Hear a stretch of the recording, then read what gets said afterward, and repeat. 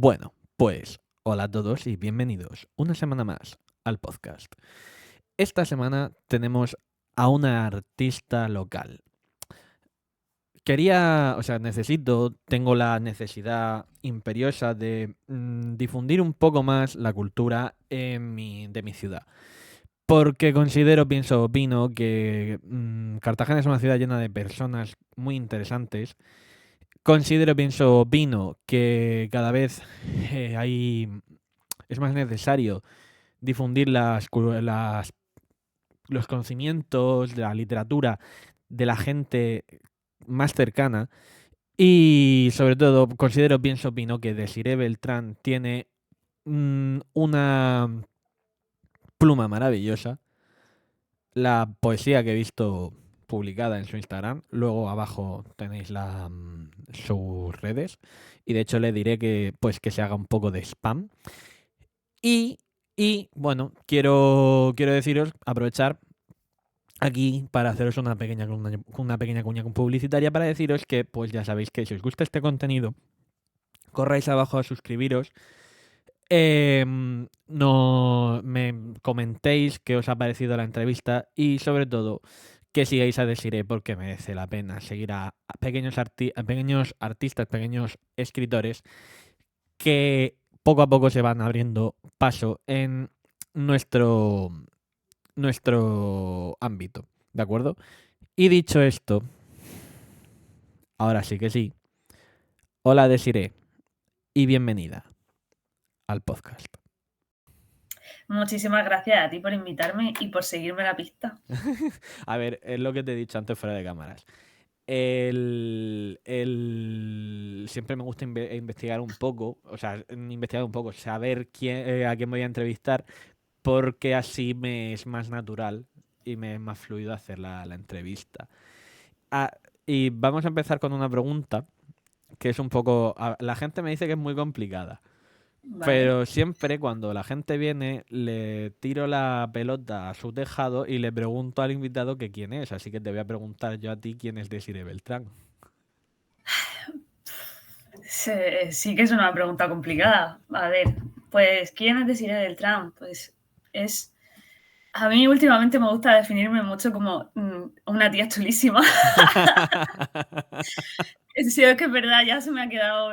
Pues Desiree Beltrán es una tía chulísima que escribe desde que era pequeña y que por circunstancias de la vida, pues digamos que mi ciclo vital me llevó por un camino que estaba relacionado con la literatura. Siempre me ha gustado, siempre he tenido cierta facilidad para comunicarme y bueno, pues fui escribiendo, presentándome a concursos.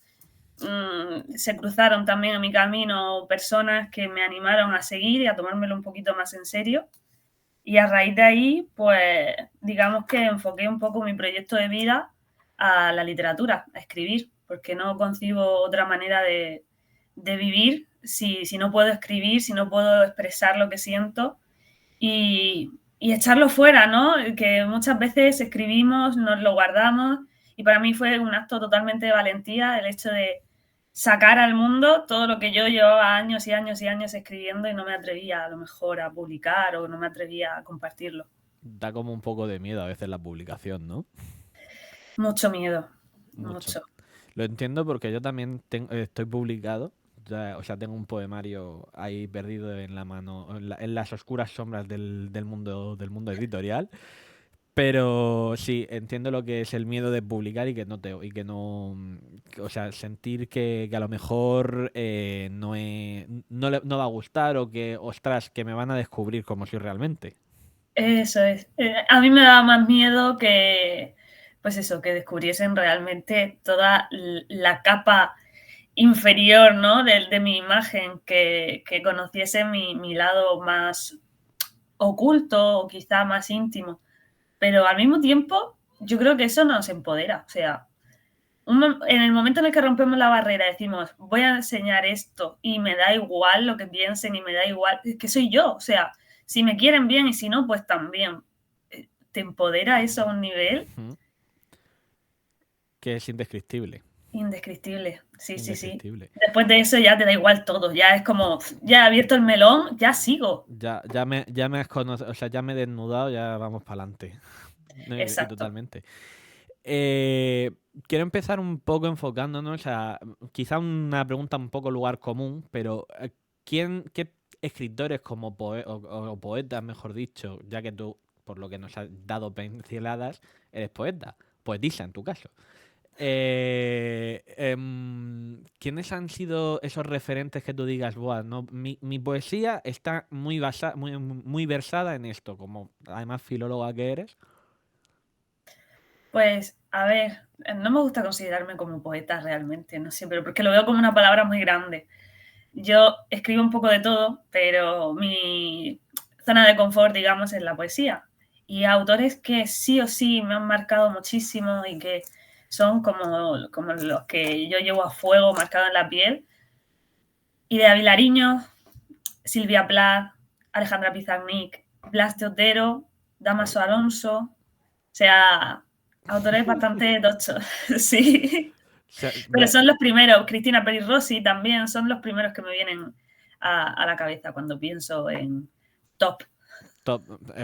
Son buenos referentes. O sea, los que más pipeados tengo son a Blas de Otero y Damaso Alonso por el tema de haber estudiado literatura en el instituto, que al final te lo acabas metiendo un poco a machete, pero Sí. los tengo presentes también a esos dos. Y Luis Cernuda también me gusta a mí mucho. También, muy bueno. Vamos a hablar un poco de tu poesía, que la tengo un poco, o sea, la he estado ya viendo lo que has estado publicando y es muy visceral. Lo poco que he podido analizar es muy visceral. ¿Qué es lo que te ha llevado a ti a escribir de esa forma? No lo sé. A día de hoy me lo sigo preguntando todavía, porque sí, parece, me resulta un poco, luego me conoces en mi día a día y a lo mejor dices, pues sí, mira, te pega, pero para mí me resulta impactante porque soy hasta un poco masoquista en mi poesía. Me gusta mucho abrirme en canal, me gusta la poesía que tiene ese tonillo íntimo y ese tonillo de violencia siempre subterráneo, digamos. Y no tan subterráneo, tengo que decirlo también. Y no tan subterráneo. Y no sé por qué, me gusta plasmar un poco la lucha interna de todo individuo y concretamente la mía y todos, a lo mejor, todas esas revelaciones que en nuestro día a día no nos atrevemos a decir. En palabras un poco más llanas, es decir, que te gusta poco usar metáforas. No, hay veces que también me gusta usar las metáforas, pero no me gusta la poesía que es una impostura. O Sí. sea, no me gusta la poesía que blanquea, no me gusta la poesía, y en general no me gusta la literatura que camufla a su autor. No me gusta nada, porque es que la veo tan ficticia, la veo tan irreal, y para mí la poesía es eso, es sentimiento puro y es muéstrate vulnerable, muéstrate tal como eres. Y hay veces que, voy aquí un poco modo hater, ¿no? Pero No te no preocupes. soporto a muchos poetas que para esconderse a sí mismos engalanan muchísimo su lenguaje y sus metáforas y sus poemas hasta el punto de que se pierden. Se Bueno, pierden y ya no sabes dónde está la emoción ahí. Lo ponen todo tan bello, tan bello, tan bello que, bueno, ¿qué me querías transmitir? conozco un par. Sí, Conozco un par. Eh, voy a. Ya te he explicado antes fuera de cámaras que ya no hay ningún autor, ningún invitado que se escape de en este podcast dejarle una pregunta al siguiente. Y aquí te llega o sea, ha llegado súper pronto, es de los pocos programas que vienen tan pronto. Y es que Andrea de Morales, autora de La Última Sultana y de La Dama de la Judería, novelas muy chulas, por cierto. Si te gusta así la romántica histórica y al andaluz, es muy recomendable. De hecho, no hay en este podcast no hay temporada sin Andrea. Lo tengo ya acuñado. Te pregunto lo siguiente. ¿Cuál es el sentimiento Ujú. que más te inspira a la hora de escribir poesía? ¿Es Wow. un sentimiento muy visceral o es un sentimiento blando de estos de añoranza, calidez hogareña y tal, o algo súper visceral, en plan el despecho, el olvido, la pena, el duelo, algo así. Buah. Pues yo creo que ya me he desvelado a mí misma totalmente, ¿no? ¿Qué tipo de sentimientos los más dolorosos? O sea, todo tipo de emoción pura y dura, lo más doloroso, lo más complicado, yo creo. Hace mucho me preguntó alguien por Instagram, me dijo que por qué escribía todo tan triste, ¿no? Y es como, a ver, que no, que yo escribo cosas bonitas también, pero sí que es verdad que a lo mejor me siento inclinada a profundizar en la herida, a meter el dedo en la llaga, porque creo que es mucho más liberador que escribir sobre emociones bonitas o sobre el amor, tal y como lo entendemos, ¿no? Para mí resulta mucho más productivo el reflexionar sobre aquellas emociones difíciles y dolorosas para llevarme un aprendizaje también del proceso de escritura. Claro, a ver, al final escribir es aprender, como has dicho tú, y el, ex- el exponerte de esa forma, bajo mi punto de vista, es como liberarte a ti mismo de lo que... Es como catártico, Sí. es muy catártico. Y vamos con una pregunta que yo creo que es un poco complicada. La verdad es que me he pasado, no te voy a engañar. ¿Qué significa para ti el escribir poesía? A ver, tengo la respuesta rápida y la respuesta La más larga, larga. la larga. Joder, la rápida graciosa. Bueno, venga, las dos.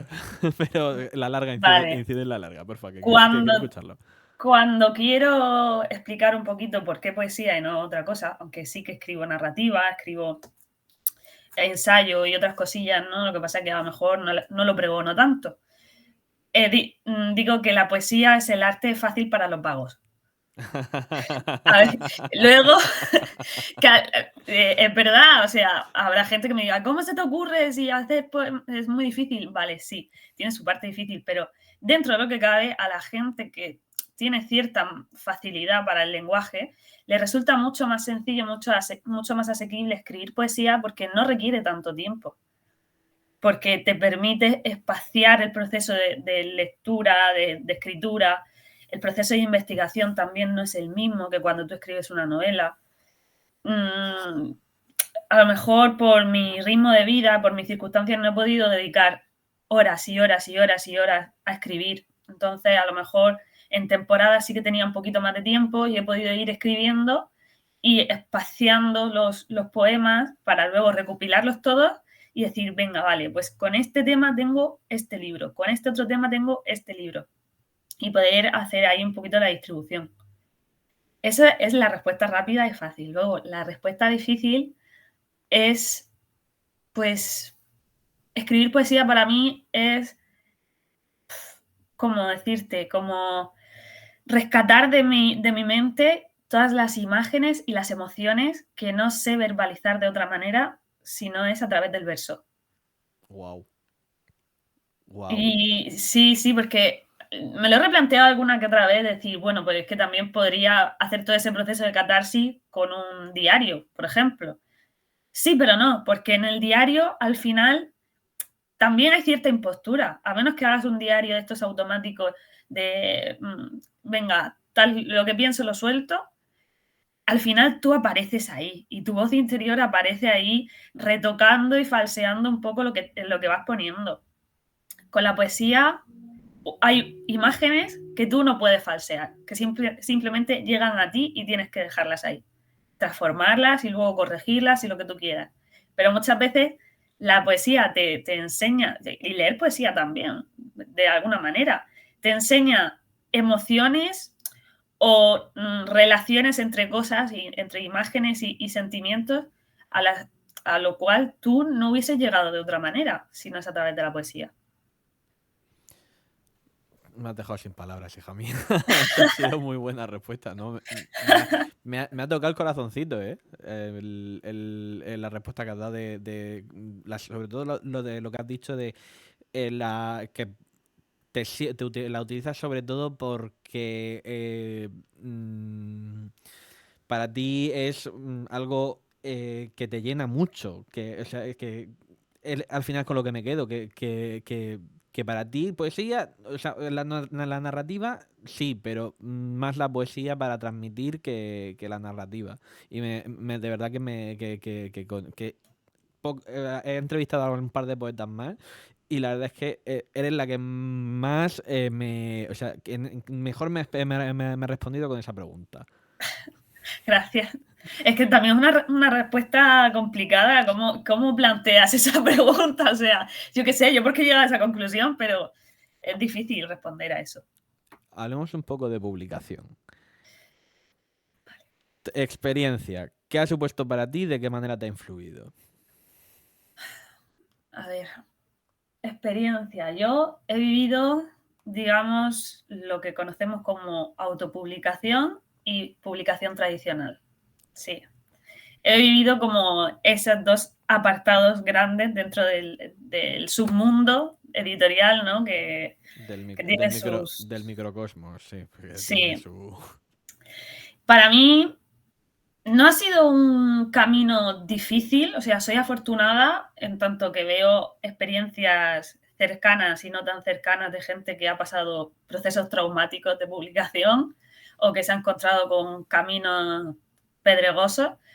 Yo no he tenido, o sea, por suerte, yo considero que he tenido un modelo de publicación bastante sencillo y siempre y cuando yo tomé la decisión, quiero decir. No, nadie me engañó, fue una decisión mía, tanto lo uno como lo otro.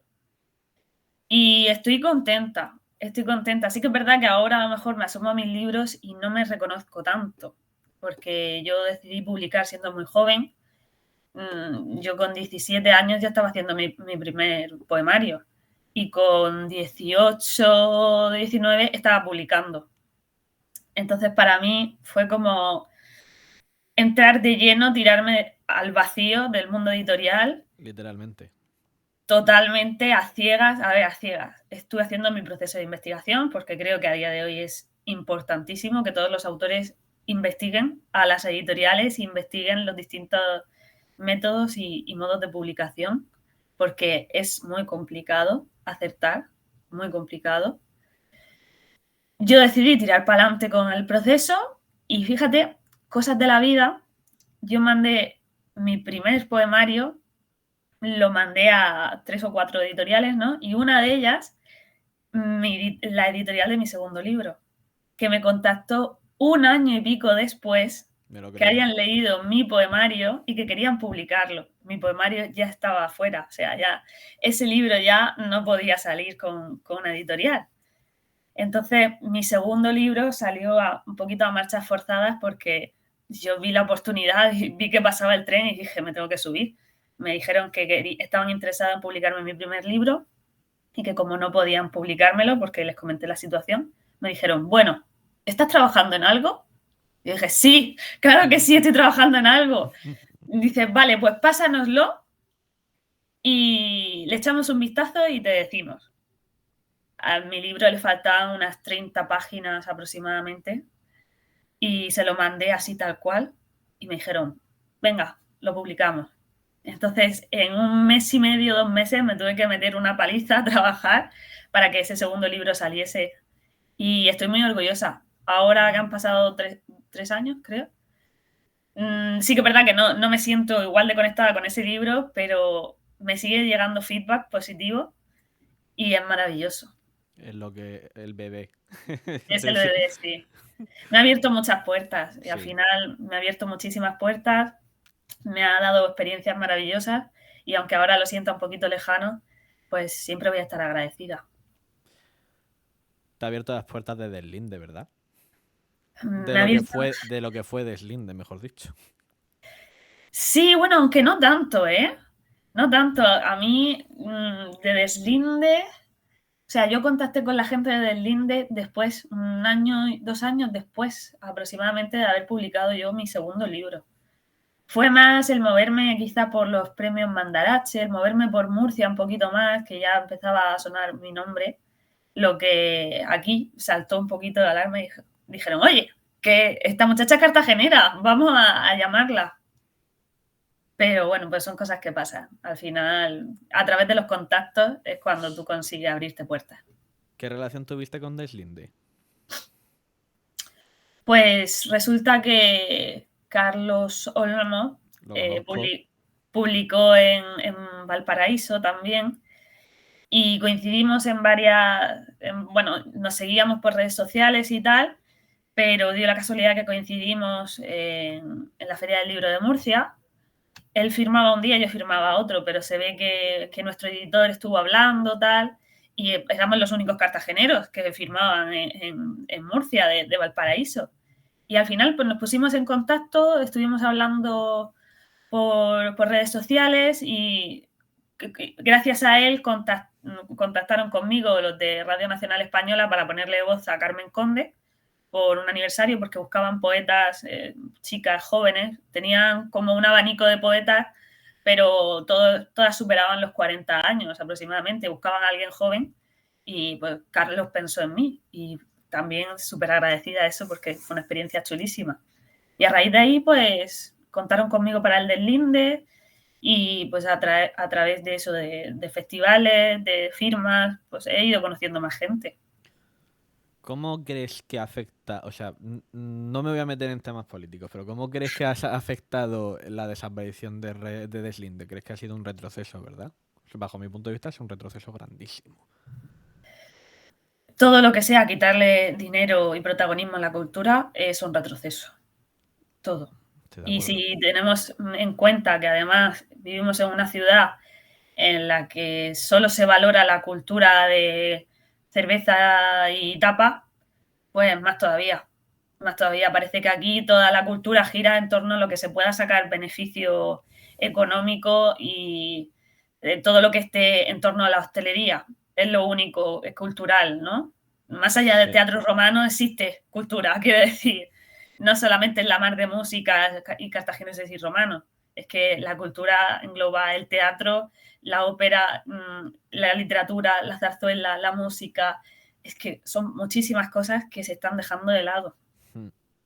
Por una falta de presupuesto que me río yo también de la falta de presupuesto. Pero bueno. Te voy a decir dónde se ha ido esa falta de presupuesto. A otra partida que creían más importante que Deslinde. Y me parece, no, yo estoy de acuerdo contigo que es un retroceso tremendo en... O sea, yo no estaba muy conectado con Deslinde, pero sí que es un retroceso tremendo para la cultura de Cartagena. Sacaremos proyectos nuevos, no te preocupes. Seguro, seguro que sí. Quiero ahora pasar a lo que ha sido lo que considero la tercera pata de este podcast, que es tu faceta como filóloga. Vale. ¿De dónde nace tu amor por las letras? Aunque ya nos lo has contado un poco, pero ahonda un poco más en ello, si puedes. Mi amor por las letras, pues cuando era jovencita y empecé a escribir, yo escribía ya, pero lo típico, ¿no? Escribes para ti, se lo enseñas como mucho a tus amigos, pero en el colegio, en el instituto hicimos un taller de escritura de premio Coca-Cola Jóvenes Talentos y digamos que teníamos clase una vez a la semana y la profesora iba a decidir pues quiénes de ahí participaban a nivel regional en un concurso, ¿no? de relato corto. Y yo, pues, yo estaba como pez en el agua. Me encantaba ese taller. Mi profesora, me acuerdo perfectamente que me cogió y me dijo, oye, que he leído todo lo que estás escribiendo. De verdad, escribes muy bien, sigue así y vente, te vamos a presentar a concurso. Fui con un par de compañeros más y gané. Quedé la segunda de la región de Murcia en el concurso de relato corto con 13 años, 14 años creo que tenía. A partir de ahí fue como, bueno, a lo mejor debería de seguir escribiendo. Y llegó Mandarache. Llegó el premio Mandarache, mi instituto participaba como club de lectura del premio y resulta que sacaron un taller de creación literaria. Yo no sabía muy bien qué era eso, pues que era la primera edición del taller de libreta Mandarache. Pero bueno, hice una recopilación. Ostras, yo de eso me acuerdo. Estaba ya yo en primero de bachillerato, creo yo. Me da a mí. Tengo la sensación. Sí. Hace ya 7 años de eso. Pues sí, no, estaba ya en la universidad, que va. Hace 7 años de eso. Ostras, sí, no, pero me acuerdo que se hizo famoso, me acuerdo de la libreta Mandarache, sí. Sí, se hizo famoso. Pues yo envié mi solicitud con una recopilación también de textos que había escrito y entré. Fui una de las 15 elegidas para formar parte del taller y fue una experiencia increíble. Es que Mandarache es especial. A partir de ahí dije, venga, Desiree, te tienes que centrar un poquito más en la literatura. Y aparte se dio como casualidad de la vida, ¿no? Yo viví un momento también muy duro en mi vida, en un proceso de cambio vital, existencial muy gordo. Y la literatura, los libros fueron mi único refugio en ese momento. Solo la lectura y la escritura me salvaron de un pozo bastante chungo. Joder, ya hemos comprendido un poco de dónde nace a Desiree Beltrán su amor por la literatura. Pero ahora quiero ver cuál es tu visión en general que tienes de la literatura a día de hoy, de las tendencias literarias que estamos teniendo de actualmente. O sea, ¿cuál es la opinión que te genera a ti? Pero, a ver, tendencia literaria. Sí, la evolución que ha tenido la literatura desde finales del siglo XIX hasta esta parte. Vale, bueno, es que eso también te puedo tirar por un montón Habla, de. habla. Barra libre, como en las A bodas. ver, a ver, creo que estamos llegando a un punto chulísimo en la literatura, Ujú. de enriquecimiento total, porque se están rompiendo las barreras de los géneros a una velocidad increíble. Cada vez tenemos autores más valientes, autores que apuestan más por una literatura que se sale del canon, ¿no? Que tanta falta hacía salirse del canon, dar voz a otras voces que cuenten su historia, sus vivencias, personas fuera de lo estereotípico, ¿no? Y que salgan a la luz novelas que mezclen géneros, novelas que indaguen en lo más profundo del ser humano y también que reflexionen sobre lo más superficial del ser humano. En cuanto a eso, yo creo que estamos llegando a un punto sin parangón. Maravilloso porque vamos a ver, no, y estamos viendo novelas, poemarios que rompen la cabeza, a decir, qué genialidad. Y es algo que antes resultaba mucho más complicado porque la literatura era muy elitista. Era un arte reservado a personas con cierta cultura, de cierta clase social, y ahora, gracias a Dios, no. Es que ahora están saliendo genios de debajo de las piedras. Pero sí que es verdad que también se está llegando a un punto de no poder ir marcha atrás con el mundo editorial, precisamente por esto, ¿no? Porque mientras que antes era un mundo bastante elitista, bastante clasificado, muy difícil acceder a la publicación, ahora estamos teniendo un boom de pequeñas editoriales y un boom de voces que resulta difícil a lo mejor ver hasta qué punto va a ser bueno, va a ser productivo para el mundo del libro, albergar tantas voces nuevas. Y quizá lo más complicado de este periodo en la literatura es de definir a la literatura. Durante décadas se ha definido a la literatura, durante siglos se le ha puesto etiquetas muy fáciles, muy asequibles a la literatura, ¿no? Sabemos relacionar perfectamente cada movimiento literario con un par de palabras. Ahora, no. Es que cualquier palabra que intente definir la literatura que se está viviendo ahora sería errónea, porque es tan heterogénea que ¿cómo defines eso? No, de acuerdo, o sea, totalmente de acuerdo. Es más, hay tal saturación ahora mismo de libros que es imposible. O sea, es que lo hablaba, ¿con quién lo hablaba yo? Sí, con Andrea de Morales en el último o sea, en la anterior entrevista. Hablábamos de que el mercado editorial máximo te dura un mes el libro en una tendencia. Y hay libros maravillosos que se pierden en ese pozo sin fondo que es la novedad editorial. Por eso te iba a preguntar precisamente acerca de esto. ¿Crees que se está perdiendo un poco lo que es el, entre comillas, arte literario? ¿O que que el mercado editorial es un gran arma para la difusión de la literatura? No creo que se esté perdiendo o que se esté difuminando lo que consideramos como arte literario. Al contrario, creo que se está enriqueciendo muchísimo, porque, como te he comentado antes, nos estamos saliendo del canon y eso era fundamental, imprescindible, sobre todo para todas esas personas autores y autoras específicamente, que se habían quedado fuera porque 20, 50 señores habían decidido que era lo prototípico, lo estereotípico, ¿no? No creo que se esté perdiendo el arte como tal, pero sí creo que el mundo editorial va a colapsar tarde o temprano. Bueno, ya ha colapsado. Sí. Te lo digo por la... esto sí te lo digo con un poco de conocimiento de causa, porque esto, o sea, yo hablo con autores de grandes editoriales y dicen y con gente que ha trabajado para grandes editoriales y dicen que ahora mismo el volumen de manuscritos que llegan es ingestionable. Sí. Ingestionable. De quizá a una editorial como Planeta 300 manuscritos a la hora, que es una barbaridad.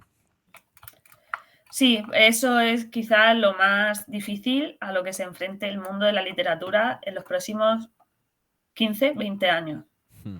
Es el haber dado pie a tanta gente a publicar y muchas veces publicar por los motivos erróneos.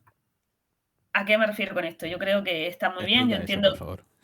yo entiendo que las editoriales al final tienen que vivir de algo, que es un negocio. El problema es que se ha intentado hacer un negocio bastante turbio, que se ha intentado mercantilizar tanto el mundo del libro, que han estado ellos mismos alimentando a una bestia que ya no pueden sujetar. Han empezado a coger, de hecho, ahora quizás se está relajando un poquito más la cosa por lo que tú comentabas, porque a las editoriales llega una cantidad ingente de manuscritos. Ya te digo, a mí tardaron un año en responderme y tuve suerte. Hay gente que se tira 3, 4 años o que nunca recibe una respuesta y no sabes qué han hecho con su manuscrito.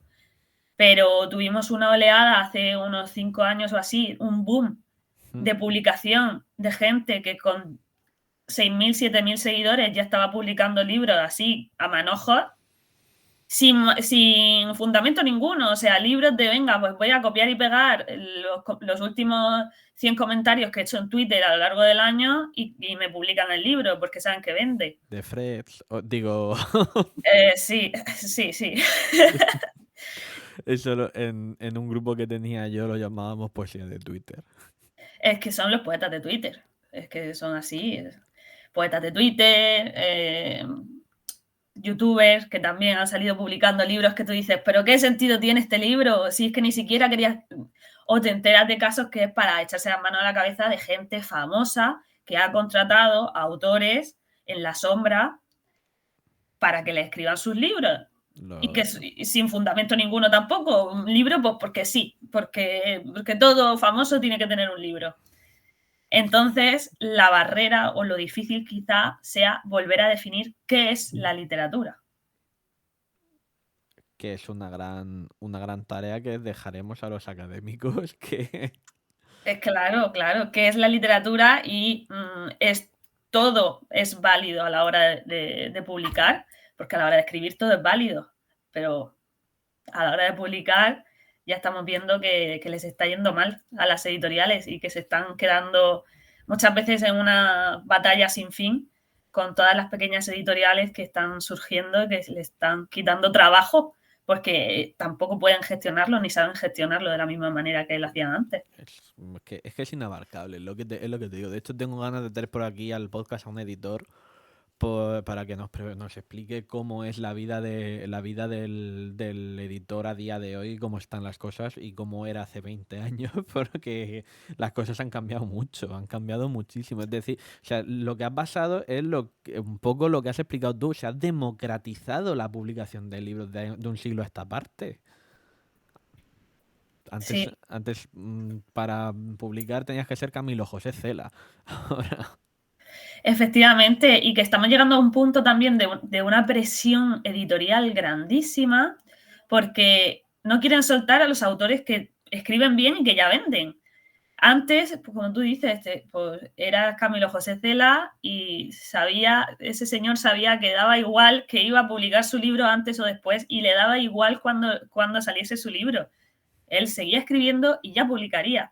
Ahora no. Ahora las editoriales grandes que tienen autores en plantilla que venden y que escriben bien, casi que los obligan con una pistola en la cabeza a tienes que escribir un libro por año o un libro cada 2 años porque tenemos que garantizar tus ventas. Y eso también a nivel autor, a nivel personal, yo creo que tiene que ser asfixiante. horrible. Tiene que ser horrible. O sea, porque escribir, o sea, ya hablamos ya de novela. Tú imagínate, porque, o sea, poemario ya cuesta, pero una novela que es, hay que investigar, sí, en todo hay que investigar, vale, sí, pero hay que investigar, hay que organizar el libro como tienes que organizarlo, hay que trabajar profundamente la estructura novelesca, que es horrible, ¿no? Uno al año es algo terrorífico. Y se pierde calidad por el camino. Al Me- final estás alimentando a un monstruo que no puedes sujetar. Estás perdiendo calidad en el camino y luego nos sorprendemos de que la gente, de que lluevan críticas a ciertas editoriales. Pues si es que es normal, si es que no le estás poniendo freno, si es que no permites espacio a la creación. Y luego a lo mejor el manuscrito de alguna autora de algún pueblo perdido en la mano o un autor, un muchacho joven que resulta que es un genio puro, se pierde en el camino. ¿Por qué? Porque estás recogiendo libros que te están generando dinero solamente y no lo, estás dando espacio a la creación. Luego fuera de cámaras te cuento una cosa. Vale. Quiero hablar un poco porque, claro, me has dicho antes que estabas con el máster de profesorado y una de las cosas que más está caracterizando a las generaciones que están llegando y que se ve de lejos y compañeros míos de clase también me lo han dicho, es que no se lee, no se lee tanto. O sea, entonces, o sea, yo sé de gente que me ha dicho que no le gusta leer. Pero yo tengo la opinión, no sé si tú pensarás lo mismo, que no es que no les guste leer, es que no han encontrado el libro adecuado. Entonces, ¿tú qué herramientas crees que podríamos trabajar para que esa gente, esa juventud nueva que dice que no le gusta leer porque no han dado con su libro o a lo mejor con su género, a lo mejor descubren la poesía y dicen, oh, sí, esto es lo mío? ¿Qué herramientas crees que se pueden proponer para que estos jóvenes se acerquen un poco más a la lectura? A Como, ver, como futura profe de lengua. más que herramientas, yo te voy a decir lo que yo he percibido como futura profe, como profesora en prácticas y como profesora de taller de escritura. Serán dos circunstancias. El adolescente que no le gusta escribir, no le gusta leer, porque le han impuesto durante toda su vida una serie de lecturas y una serie de metodologías infumable, incomestible, que se aleja totalmente de su contexto, de su percepción de la vida. Es decir, adolescentes que con 12 años le han mandado a leer El Quijote. Hola, Tú con 12 años no quieres leer El Quijote. a mí con 12 años me mandaron leer La Regenta. La Regenta, con 12 años. Esos muchachos lo que quieren es salir corriendo. Porque dicen, pero a mí qué me importa esto, si es que no le voy a sacar partido ninguno. Y luego está el otro que existe de verdad, prometo que existen adolescentes así, adolescentes que sí les gusta la literatura, pero les gusta más la versión mainstream de la literatura, lo que le han vendido ¿Qué es del literatura? oficio del escritor. O sea, quieren el producto, no quieren el proceso. Y son adolescentes que así que a lo mejor leen algo, de vez en cuando leen, pero que su función principal es escribir, porque se sienten mejor, porque les gusta muchísimo escribir, por lo que sea, les sale natural y quieren convertirse en el escritor. Pero no entienden o no llegan a procesar, quizá porque nadie se lo ha inculcado, que para pulirse como escritor es necesario un proceso de lectura y de investigación muy grande. Y no los culpo, a mí también me pasaba a esas edades. Yo no era consciente, yo pensaba que si yo tenía esta facilidad, yo con esta facilidad iba al fin del mundo. Y no, luego te das cuenta de que hay gente muchísimo más lista que tú y gente con un don de la palabra, pero que no solamente que se lo ha regalado la vida, que no han nacido siendo Garcilaso de la Vega, que han hecho una trayectoria vital muy, muy significativa. Entonces, conseguir el equilibrio tanto con la gente, los adolescentes que están más motivados, como con los adolescentes totalmente desmotivados, es muy complejo. Como profesor, la tarea fundamental yo creo que es poner los pies en la tierra, comprender que las lecturas oficiales, las lecturas del canon, como decíamos, lo que entra dentro del molde del currículo es importante, pero tú no puedes generar interés y curiosidad en una asignatura si no contextualizas esa asignatura, si no le muestras algo práctico o si no les das lecturas que estén enfocados a sus intereses, a sus problemas. No puedes ponerle una novela que sí, que puede ser que esté muy bonita, del siglo XVII, porque los muchachos no están preocupados por las batallas del siglo XVII, la crisis, no. Ellos quieren saber cómo afrontar las emociones que están experimentando y los problemas a los que se van a enfrentar. Y hay 1000 lecturas que les pueden servir y 1000 formas de abordar la literatura. Así es que la literatura es tan abierta y tan amplia para tratar tantos temas, desde concienciación hasta reflexiones filosóficas. Puedes tocar todos los palos. Y no es necesario mandarles a los chavales una novela del siglo XVIII, una novela del siglo XVII. No es necesario. Puede ser una novela actual o incluso una novela del siglo XX, del siglo XIX, siempre y cuando sepas atinar y decir, esta novela les va a servir. O presentársela de otra manera, de manera que se acerquen ellos con una curiosidad genuina y no porque tú se lo has impuesto. Lo entiendo. Eso, no, o sea, comparto contigo esa visión. De hecho, en un examen de inglés hice una propuesta bastante similar a lo que has dicho tú. Te quiero preguntar, ¿tendremos pronto un nuevo libro de Desiree Beltrán? Yo espero que sí. A ver, lo tengo. Que salga ya no depende tanto de mí. Depende más del mercado. Depende más del mercado, sí. Mi tercer libro se quedó finalista de un premio el año pasado. Este año sigue circulando por ahí, a ver qué tal, qué le depara el destino. Pero vamos, ya voy por el cuarto escrito. Tío. Y solo han salido 2 a la luz. Pues a ver si vemos pronto un nuevo libro, una nueva aventura de Desiree. Pero vamos a empezar a entrar un poco en la parte final del podcast. Y en la parte final del podcast es siempre tiene la misma estructura, y es que vamos a empezar preguntándote, le digo siempre a todo el mundo lo mismo, recomiéndanos los libros que quieras, porque aquí llegó una persona al principio de la temporada pasada que le dije, recomiéndanos algún que otro libro, y empezó a sacar y sacó como que 8 o 9. Entonces, barra libre, pero que sepas que se nos puede subir un poco la cabeza. Vale. A ver. Es que es muy difícil recomendar el libro, ¿eh? Te puedo decir yo también 800. Alguno que te guste, que te hayas leído recientemente. Siempre suelen tirar por ahí los invitados. Vale. Pues voy a recomendar principalmente 2. Uno es, yo creo que la mejor lectura que he hecho este año. Yo suelo marcarme un objetivo de lecturas todos los años.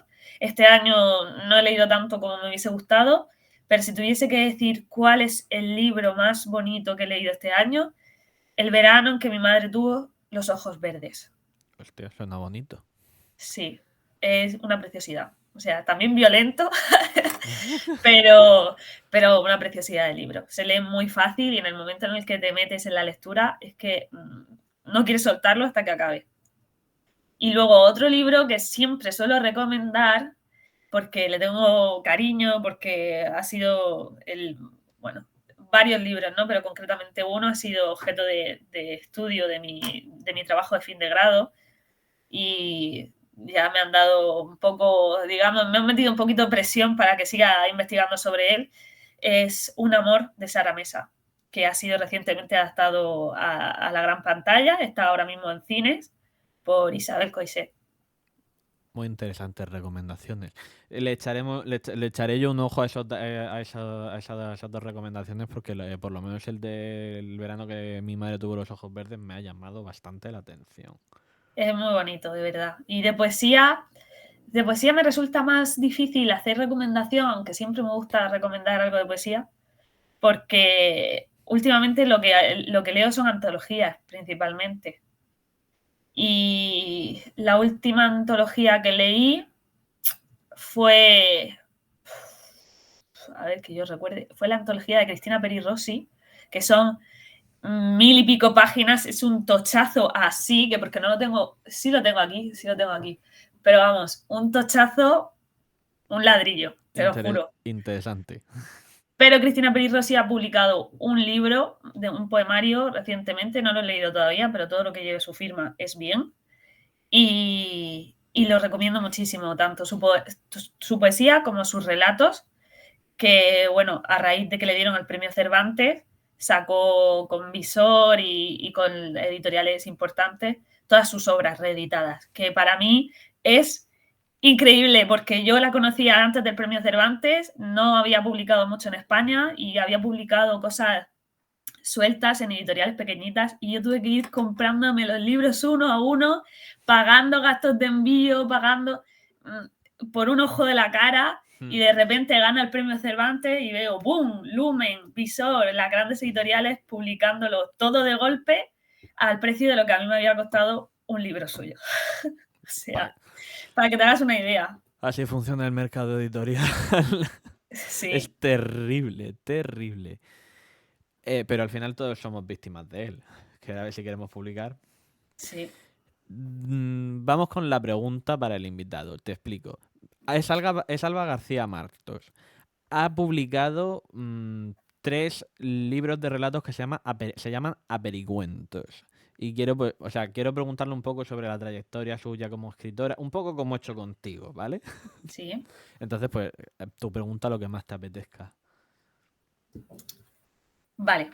Mi pregunta sería, ¿cómo saber cuándo ponerle fin a un relato? Ostras, muy buena pregunta.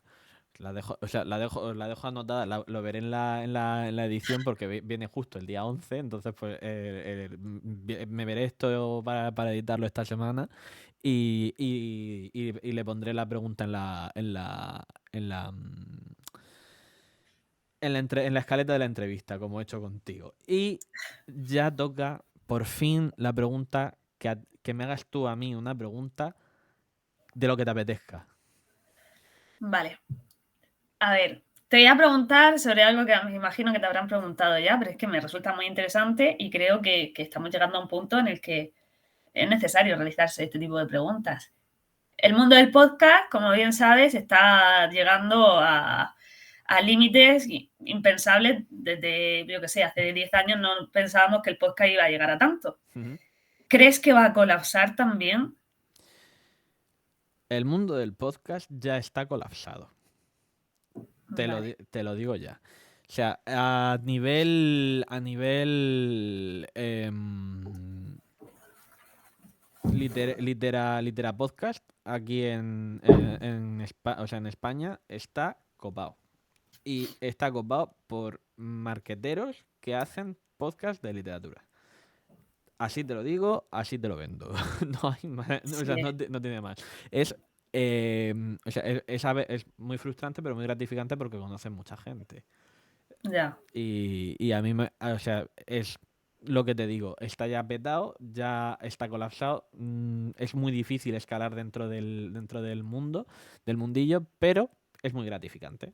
Por eso hay que seguir haciéndolo. Es porque podcasts chiquititos al final son pequeñas joyitas que descubren grandes tesoros.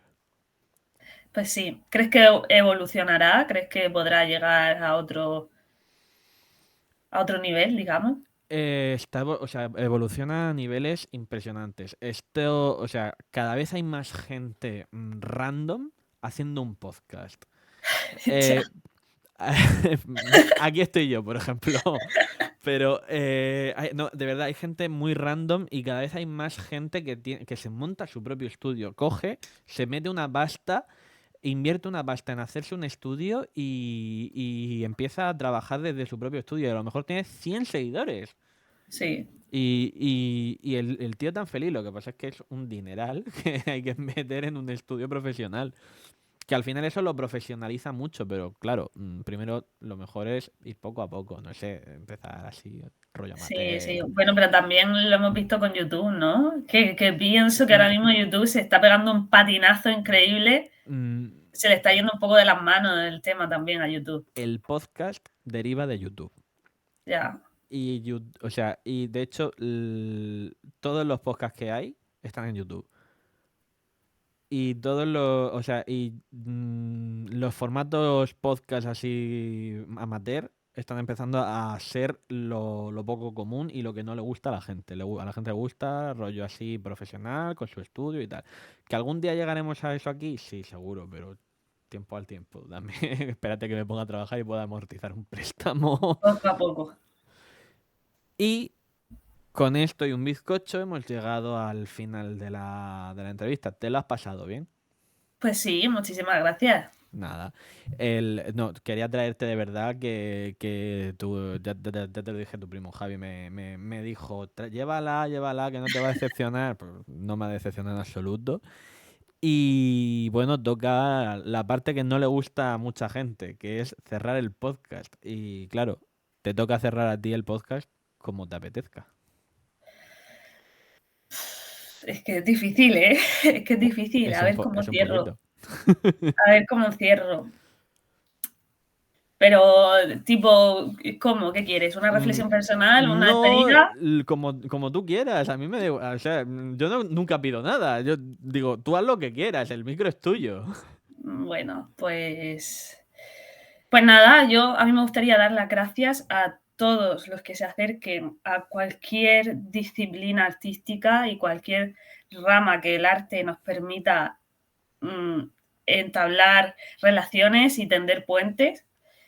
Y invitaría a todos a seguir cuidando desde su experiencia personal, a seguir cuidando el arte y a seguir defendiendo la cultura, sea como sea y en cualquier circunstancia, tanto en los grandes contenidos y en los grandes podcasts, editoriales y demás, como lo más importante que es al final en el día a día, en la vida cotidiana de todas las personas mundanas que siguen defendiendo apostar por la cultura y que son las primeras en dar la cara por ella cuando los grandes líderes a lo mejor le dan la espalda. Entonces, quizá un buen cierre sería eso, dar las gracias a todos los que apuestan por la cultura y darles fuerza y ánimo para seguir luchando por ella.